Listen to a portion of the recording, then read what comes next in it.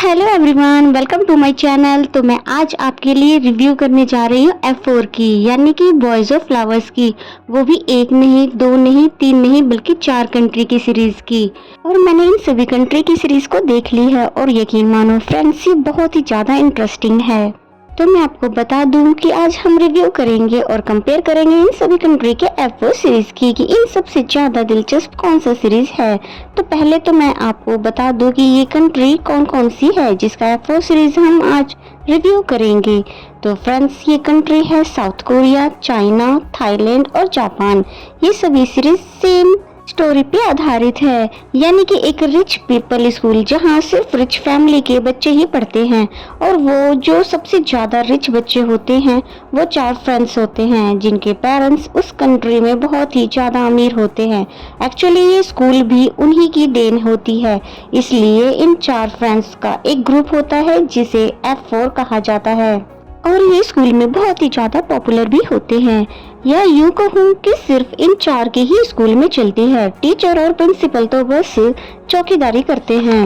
और इन चारों ने एक रेड कार्ड सिस्टम बनाया होता है उन लोगों के लिए जो किसी भी रीजन से उनसे भिड़ जाते हैं, या यूँ कहूँ कि गलती से भी उनसे टकरा जाते हैं। तो ये F4 उन्हें एक रेड कार्ड देते हैं, जिसका मतलब होता है कि सभी स्कूल के बच्चे उनको बुली कर सकते हैं, यानी उनके साथ मारपीट कर सकते हैं, उनके ऊपर कीचड़ डाल सकते हैं, कूड़ा डाल सकते हैं। और वो जब तक उनसे पैरों में गिरकर माफी ना मांग ले तब तक वो उनको छोड़ते नहीं हैं। और कुछ बच्चे तो परेशान होकर नेक्स्ट डे से स्कूल भी नहीं आते, या फिर कुछ तो सुसाइड भी कर लेते हैं।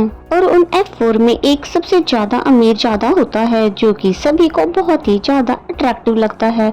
वो लोग जैसे ही स्कूल में आते हैं तो ये सभी लड़कियां और इवन के लड़के भी उनको देखने के लिए भीड़ लगा लेते हैं।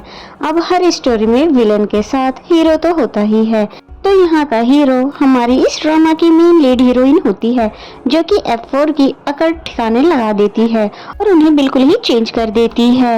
इन सभी ड्रामों में मेन लीड हीरो जो कि वही बिगड़ैल अमीर ज्यादा है, जिन्हें हमारी हीरोइन ऐसा सबक सिखाती है जिसकी वजह से वो सुधर ही जाते हैं। और इतना ही नहीं, वो मेन लीड हीरो जो कि बिगड़ैल अमीर ज्यादा है, वो तो उसके बाद उनके प्यार में पागल ही हो जाते हैं। तो आगे बढ़ने से पहले फ्रेंड्स, मेरी आप सभी से एक हम्बल रिक्वेस्ट है कि अभी तक चैनल को सब्सक्राइब नहीं किया तो प्लीज सब्सक्राइब कर लें। तो मैं बहुत ही ज्यादा मेहनत करती हूँ एक एक वीडियो बनाने के लिए, तो प्लीज फ्रेंड्स एक लाइक तो बनता है, तो प्लीज लाइक कीजिए, बेल आइकन को जरूर प्रेस कर लें ताकि आने वाले सभी वीडियो के नोटिफिकेशन आ जाए। तो बढ़ते हैं आगे। जब हमारी लीड फीमेल की एंट्री होती है स्कूल के अंदर और इन बुलिस के बारे में पता चलता है तो बहुत ही ज्यादा हैरान होती है कि भला कुछ लोग ही पूरे स्कूल को कैसे कंट्रोल कर रहे हैं, और किसी वजह से ये भी उनसे भिड़ जाती है।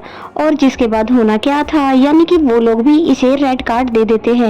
इन F4 ने इससे पहले किसी भी लड़की को कोई रेड कार्ड नहीं दिया होता है, ये पहली लड़की होती है जिसको F4 ने रेड कार्ड दिया था कि बाय मिस्टेक उसकी फ्रेंड से उसके शूज खराब हो जाते हैं, जिसकी वजह से वो उसे चाटने के लिए बोल रहा होता है। तो ये देखकर हमारी हीरोइन से भला चुप कहा रहा जाता, इसीलिए वो बीच में पड़ जाती है। जिसके बाद होना क्या था, उसकी फ्रेंड को छोड़कर वो लोग उसी के पीछे पड़ जाते हैं। और फिर हमारी हीरोइन कहाँ किसी से कम थी, यानी कि वो तो उसको ऐसा मजा चखाती है जिसके बाद तो वो सिर्फ उसी के बारे में ही सोचने लग जाता है कि भला ऐसी कोई लड़की हो भी सकती है जो कि उससे पंगे ले रही है। फिर तो वो उससे बहुत ही ज्यादा बुली करते हैं, यानी उसको टॉर्चर करते हैं, उसके साथ बहुत ही ज्यादा बदसलूकी भी करते हैं, लेकिन इन सभी को वो बहुत ही ज्यादा सहन करती है। पर एंड ऑफ द डे वो इन सभी से बहुत ज्यादा परेशान हो जाती है। और फिर होना क्या था, एक जोरदार किक आकर उसको मारती है।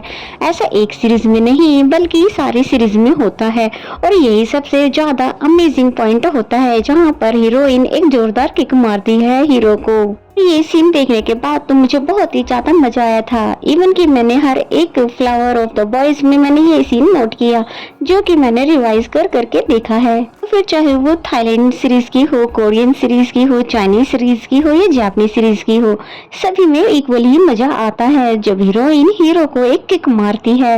जिसके बाद स्टोरी की लाइनअप ही चेंज हो जाती है, यानी हीरो को तो ऐसा लगने लगता है कि मानो वो लड़की उसको प्यार करती है, इसीलिए अटेंशन पाने के लिए ही वो ये सब गेम कर रही है।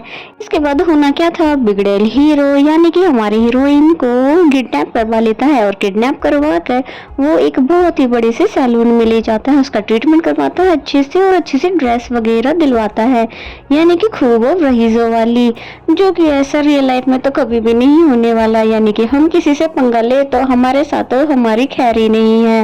एंड देन हम देखते हैं कि हीरोइन जो कि बिल्कुल भी बिकने वाली तो होती नहीं है, वो उल्टा उसे ही सुनाकर चली जाती है। हमारी हीरोइन जो कि परेशान होकर छत पर चिल्लाने के लिए आ जाती है, यानी अपना सारा गुस्सा ऐसे ही निकालती है। जब वो ऐसा करती है तो सेकंड मेन लीड जो कि F4 का ही सदस्य है, वो हमेशा उसकी बातें सुन लेता है और कहीं ना कहीं वो उसको पसंद भी करती है, क्योंकि वो बहुत ही ज्यादा शांत है और उनकी तरह नहीं है जैसा कि बाकी के F4 मेंबर्स है। जो मेन लीड कैरेक्टर है पहले, जो कि बहुत ही ज्यादा गुस्सेल, एग्रेसिव और बहुत ही ज्यादा नखरीला होता है, वो फाइनली अब सुधरने लगा होता है, और वो भी एक लड़की की वजह से जिसने उसको ऐसा किक मारा कि उसके अकल तो ठिकाने ही लग गई। जिसके बाद तो ये स्टोरी बहुत ही ज्यादा मजेदार हो जाती है, यानी कि सारी कंट्री की सीरीज में एक चीज कॉमन है, जो कि है लड़की को पटाने के लिए तरीके, यानी कि उसके लिए बारिश में भीगते हुए बहुत देर तक इंतजार करना, और हमारी हीरोइन जो कि उसको हल्के में लेती है इसलिए वो आ नहीं रही होती है, लेकिन जब खूब बारिश स्टार्ट हो जाती है तो सोचती है एक बार जाकर देख ही लूं, और जब वो देखती है तो वो वाकई ही उसका इंतजार कर रहा होता है काफी समय से। जब हीरोइन आती है तो बहुत ही ज्यादा इमोशनल हो जाता है कि तुम इतनी ज्यादा लेट क्यों आई, जिस पे हीरोइन ने कहा कि भला तुम मेरा इंतजार क्यों करोगे, मैंने सोचा तुम मेरे साथ मजाक कर रही हो। इसके बाद वो उसको डायरेक्ट गले लगा लेता है, और फ्रेंड्स ये वाला सीन तो बहुत ही ज़्यादा इमोशनल होता है, और ये देखकर मुझे तो बहुत ही ज़्यादा अच्छा लगता है। मैंने तो इन सभी सीरीज़ के, सारे कंट्री की सीरीज़ में एक चीज़ नोटिस किया है कि इमोशनल लाइन चाहे कोई सी भी लैंग्वेज की हो, लेकिन कनेक्ट करती है वो हमारे इमोशंस के साथ। जिसके बाद होना क्या था, यानी कि हीरोइन को भी थोड़ा बहुत उस पर यकीन होने लगता है, यानी कि वो उसके साथ टाइम स्पेंड करना शुरू कर देती है और फिर धीरे धीरे प्यार में पड़ भी जाती है। और इस स्टोरी में जो हीरोइन की फ्रेंड होती है वही विलेन निकलती है, यानी कि वो पहले से ही मेन लीड को पसंद करती थी। वो इस स्कूल के अंदर आई भी उसी की वजह से थी, यानी कि उसको हासिल करने के लिए। फिर उन दोनों को अलग करने के लिए चालें चलती हैं, यानी कि सभी कंट्री की सीरीज में ये वाला सीन अलग अलग तरीके से दिखाया गया है, यानी सब सिमिलर नहीं है, सारी फ्रेंड्स अलग अलग तरीके से चाल चलती है। वो उन दोनों को अलग करने में कामयाब भी हो जाती है, लेकिन उसके F4 के और जो दो फ्रेंड्स होते हैं वो इसका पता लगा लेते हैं और फाइनली हीरो की आंखें भी खुल जाती है। जिसके बाद होना क्या था, यानी कि उनका प्यार तो और भी ज्यादा गहरा हो जाता है। और फिर जब इनकी स्टोरी पटरी पर आती ही है तो फिर एंट्री हो जाती है हमारे मेन लीड हीरो की मदर की, यानी कि जो कि बहुत ही पावरफुल बिजनेस वुमेन है, जिसको पता चल जाता है कि उसका बेटा एक गरीब लड़की के प्यार में पड़ गया है।